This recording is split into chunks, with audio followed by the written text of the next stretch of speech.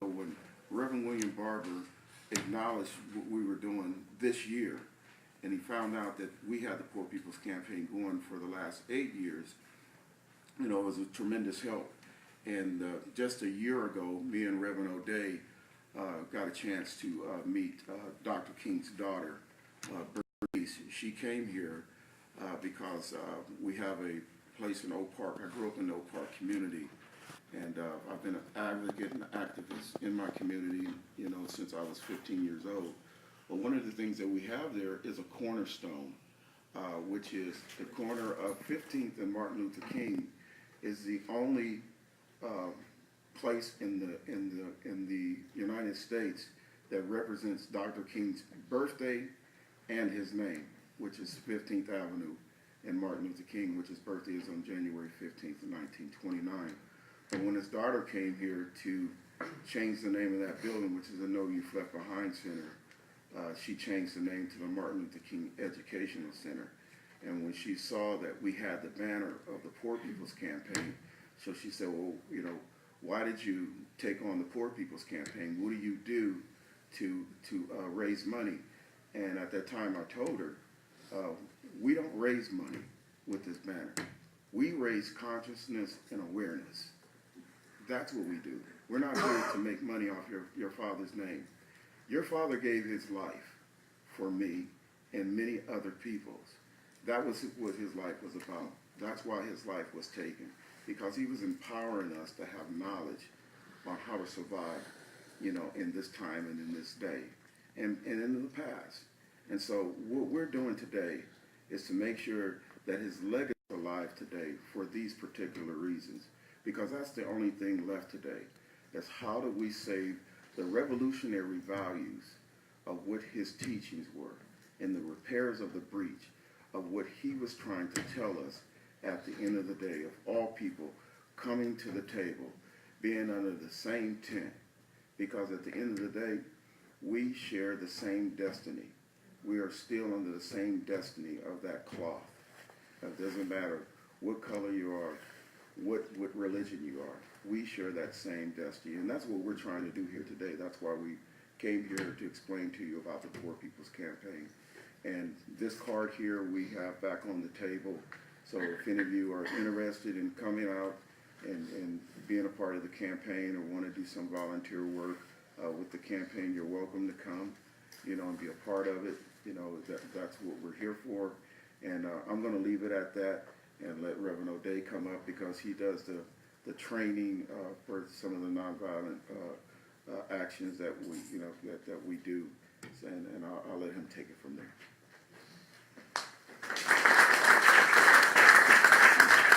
Hello, everyone. Hello. Hello. All right. I just want to see if you're awake or not. Some of you just looking there like, okay, when are we going to get through this? All right. My name is Reverend O'Day, and I am on the Northern California Steering Committee, plus I am on the State Steering Committee, a nonviolent coordinator, trainer for the state. The Poor People's Campaign is a national call for a moral revival, because this country is morally bankrupt. I mean, extremely morally bankrupt. As Sasha was talking about, all these things that have come to, this is not new. This isn't something that came out of it. And anybody that thinks that Trump just appeared and, magically got into the place, that's not happening. The far right, the alt-right, the conservatives, the neo-Nazis, all got together about 50 years ago. And they got a campaign going. As we were going through the 60s and we had the civil rights movement and the women's movement and the anti-war stuff going on, they realized that they were losing ground. And what they decided is that the best thing for them to do was to pull together their rich, to pull together folks and focus on law enforcement, law, and the Congress, country, and what was going on. That was what their focus was. They also decided that we will focus on dumbing down America by focusing on going after to teaching, making sure that all of our gains in education were somehow dropped, that we stop funding education, that we start looking at the people and the things that we had done to make sure that education and equality were available to everybody were all of a sudden considered pariah, that somehow this was given some other people special, when in fact the people who had the special privilege were still in power and they were the ones that were controlling everything. So in 1967, Reverend Martin Luther King, after going through a couple of years of reevaluation of what was happening with the civil rights movement and what he was doing, he began to see the same thing that he and also Malcolm X has seen, that the collaboration between racism and poverty, the war economy and poverty, and ecological devastation and poverty, and militarism and poverty. And he had these three pillars that he said were the connecting pillars, and everything connected through that.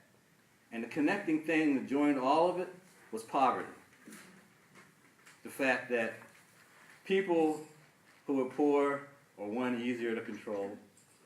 People who are poorly educated are easier to control. Who don't have a self-worth are easier to control. People who believe that somehow their lives or what belongs to them is being taken away from them because other people are easy to control. And we saw that during the 60s, even after all the various laws were passed on the civil rights movement, on the women's movement, and everything else, we hadn't changed. We hadn't gone anywhere. And so later, he decided that the one way that we can get together is to bring people together. And if we can bring all the people together under that banner, we can go down to Washington and try and get our check back. And so he had decided to get 3,000 people, move them to Washington, D.C., form a tent city, train those people, poor people, to go into the halls of Congress and stay there. Well, not only was this radical, but it was dangerous. And so, on April 4th, 1968, Martin Luther King was assassinated. And he was set up. This was done by our government. Don't believe anything else. There was no loan. That's why they've never found the gunman. And they never will find the gunman. Because Martin Luther King had found the secret. The secret was our unity, us coming together as people for all of our benefits.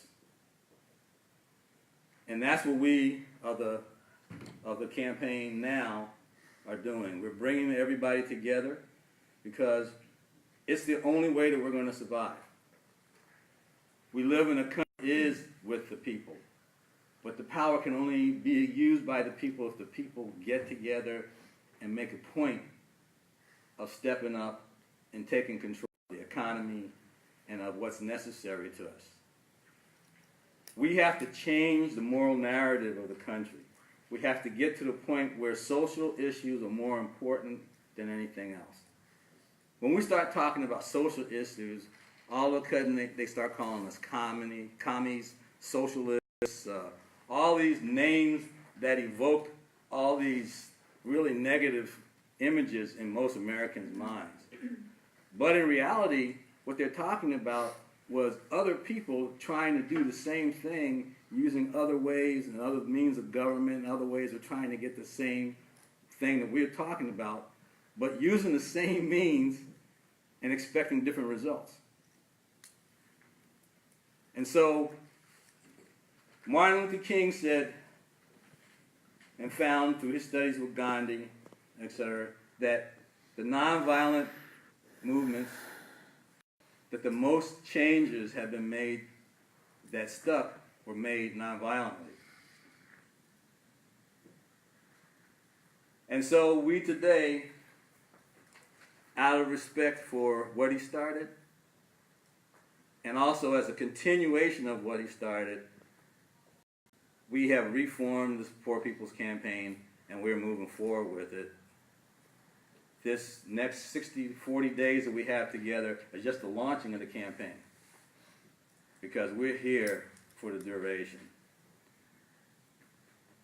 When Martin was alive, he was the key head, and so they took out the key head, and the rest of it fell. The body failed. But now our organization, as I say, we are a hydra.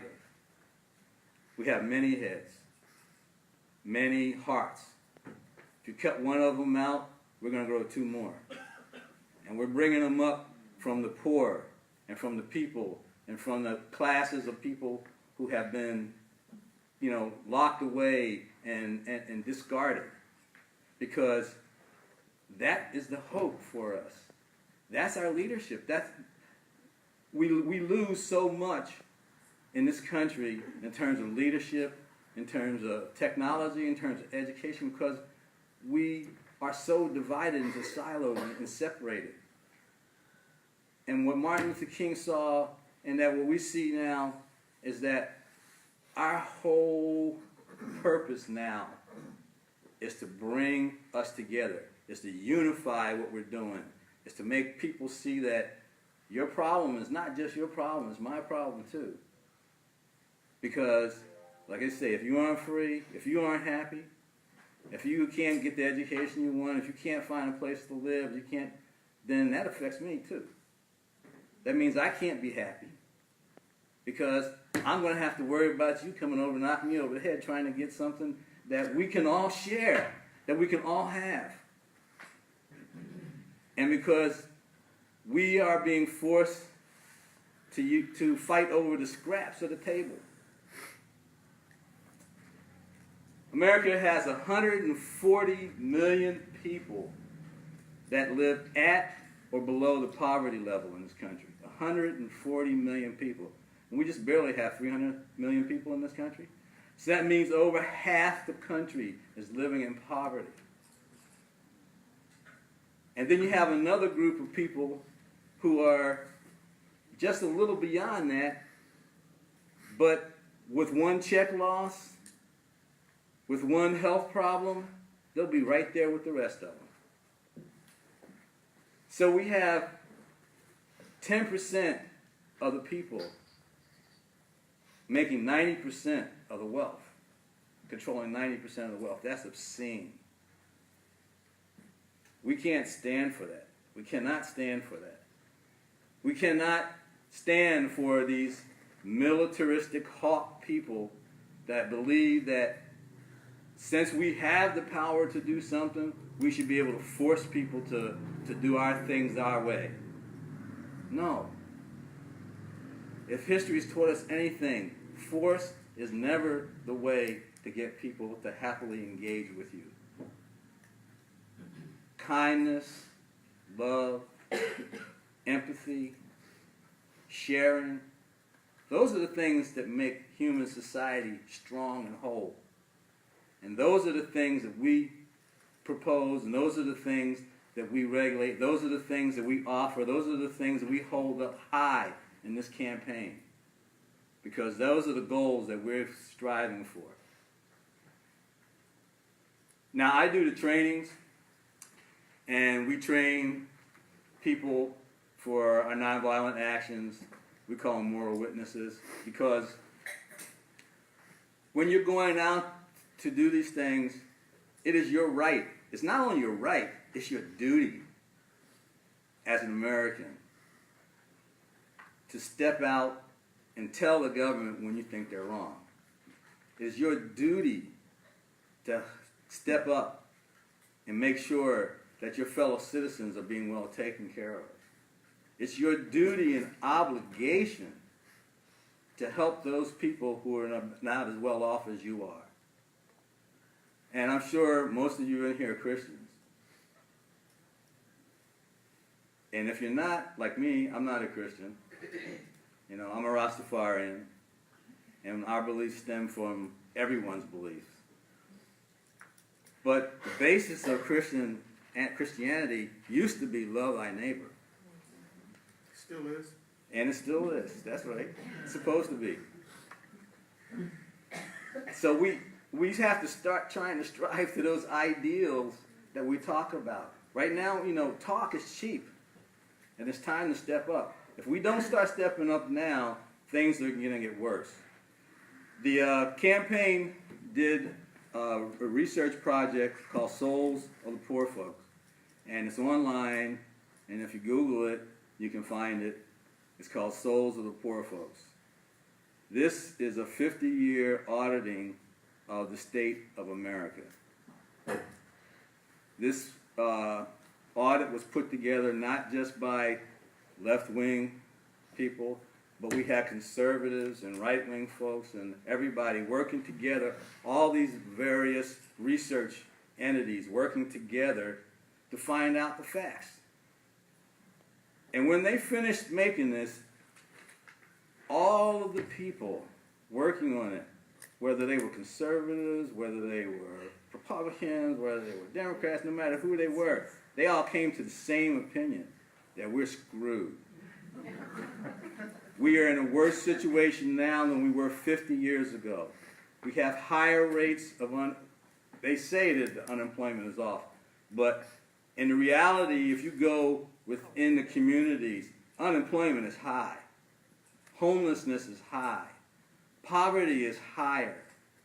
All of the gains, most of the gains that we got for voters and everything during the voter rights and everything are gone. Most of the gains that we gained are gone. A lot of them died for are gone.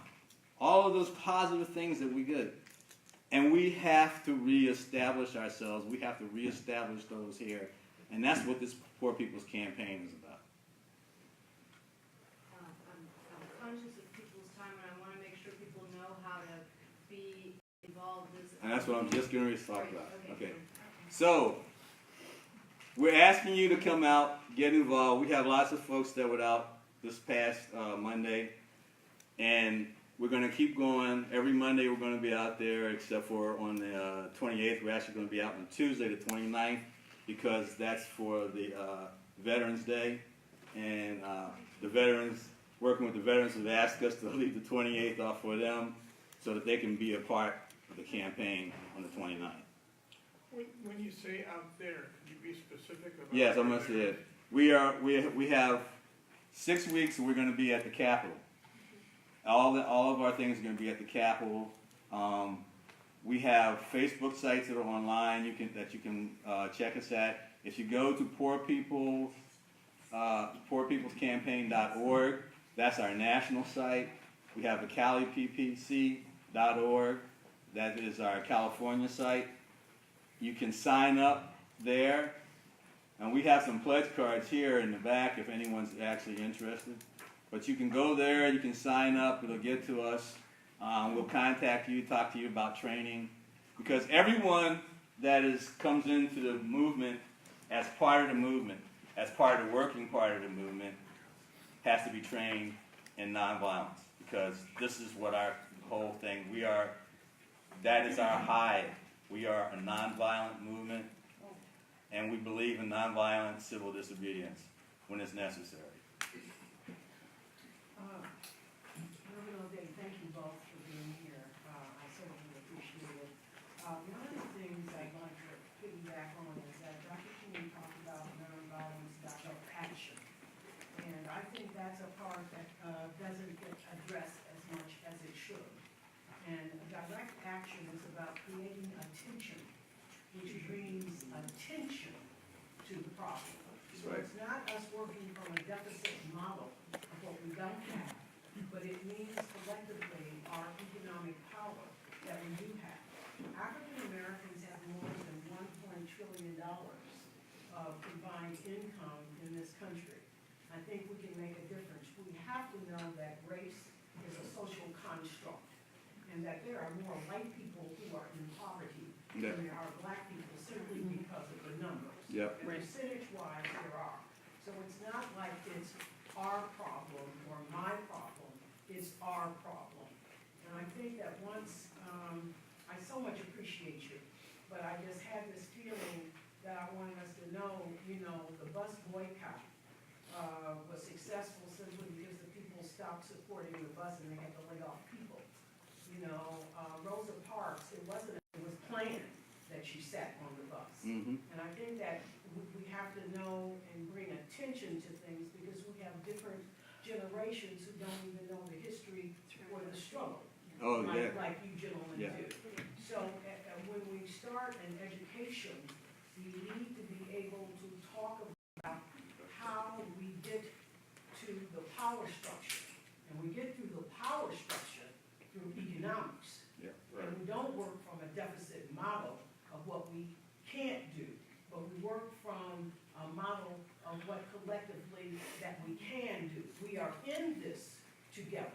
Yep. But there are certain people who are not educated and don't understand the dynamics of what's happening. We're probably preaching to the choir here. But I certainly want to tell you that I respect you, I will be there with you, and I hope that there is an arm in the educational Oh, yeah. Oh, yeah. that you have, Oh, yeah. so that we can begin. Even when I was in college, did I eat grapes? Iceberg lettuce, I can hardly eat iceberg lettuce now. Yeah, really. I can drink Still don't. Juice wine, because, it's hard, Doc, but it works. Yeah. You know what I'm saying? Yep. So Yep. instead of an Occupy movement, I participated in that, loved it, but now I think we're doing well. The number of women who won in the primaries across this nation, who are making a difference. So it's not one level, it's many levels that we work on. We work on That's what we talk every about. level. That's what we talk about. This is a fusion movement. We are fusing together all of these issues and all these levels and all these people because we all have the same goal, which Right. is to make our country great again. Just want to let you know, time for maybe one more. What time on Monday? On time on Monday at noon, please, we ask people to come around noon. And we'll have things for people to do. If you want to be a moral witness, cards up here and we'll contact you. There's a training that starts at 9 o'clock in the morning at Westminster Church. We have a 3-hour training that everybody that's going to be involved directly or be a moral witness, which are people who just have decided to put their bodies on the line to be arrested. That training is for them and play a role in the movement. So I'm actually going to put these back over on the table, and anybody that really wants to do it, feel free to get it. You can take what you think about it. If you want to, you can sign up the same card that the thing is online. As I said, at poorpeoplescampaign.org. You can find it there and sign up for it. And if you sign up for the training, I'll be meeting you and greeting you. Also, check the Indivisible Sacramento Facebook page, because I think we've been posting like 2 or 3 or 5 Poor People's Campaign stuff, yeah, it has been. We have one last question. Did she have her hand up for a Oh, while? I'm sorry. We were talking about making movements. How do you guys feel about Noah Phillips for DA, the candidate for district? Noah. He's one of the what I call the new breed of people in law enforcement, public servants. We have another guy in West Sacramento, Dean Johansson, there, and these are people that believe in justice. They believe in the people. They believe that they are subject to the will of the people, not to their own will, and that they are there that they of justice because they know it's corrupt and that it's an evil, corrupt system right now, and it needs new blood and people who are honestly interested in justice for the people. And I believe Noah Phillips is one of those people.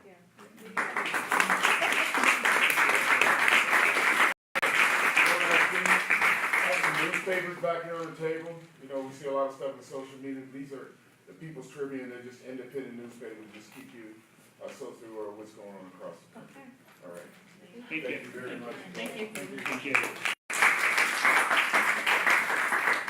And thanks everybody for coming tonight. Really appreciate you being here. I just wanted to mention 3 real quick things before we go. The first is the postcard party next Tuesday at the Arcade Library on Marconi Avenue. Then on June 11th, keep putting this out on the mailing list and also on the Facebook site, but on June 11th at about 7 o'clock at Cupros Bistro, we're having a social event. We call it a mixer. Come over, have a beer, have some appetizers, join us. We'll be chatting. We might be planning some future events, but it's mostly a social occasion because we want people. It's at Cupros Bistro. I think it's on 21st Street in Midtown at 7 o'clock. All are welcome. Planning some of our next activities at that point, or we might be just complaining about Donald Trump or whatever you want to come and do.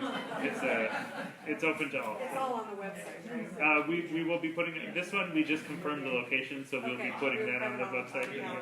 And then finally, wanted to let you know we have an Act Blue page now. We don't have a lot of expenses, but we do have our meeting expenses, and we occasionally plan events and things that do cost some money. So if you'd like to donate to us, we have an Indivisible Sacramento Act Blue page. Our website has a giant blue button in the corner, and just go to our website if you want to donate. And also we put out some information about that in our newsletter as well. So we're not going to like grovel for money like some organizations do, and they beg you to donate to them all the time. I don't want to do that, but there are some expenses. So a portion of the donation would go to Indivisible's national organization, but most of it will go to our group care. Okay. Okay. Well, it's been a great meeting tonight. Thank you. Do we have any questions from anyone or anyone? Oh yeah. If you can't make it to the postcard signing party, is there a chance of getting a list of names and be able to write postcards at home? I'll talk to Ellen Chapman about that. She's the person who's really been organizing our postcard events. I'll talk to her and let her know that I've there's done that for some desire for that. Sister District 3, just Okay. would get them at home. I think she's Okay. also gonna host more over the summer. She's been doing smaller events. We haven't publicized them because she's been just doing it at her house, and we don't want 50 people coming to her house. But she will be putting together more events for sure. Because District 10, we're working on that. Yes. I just had a question.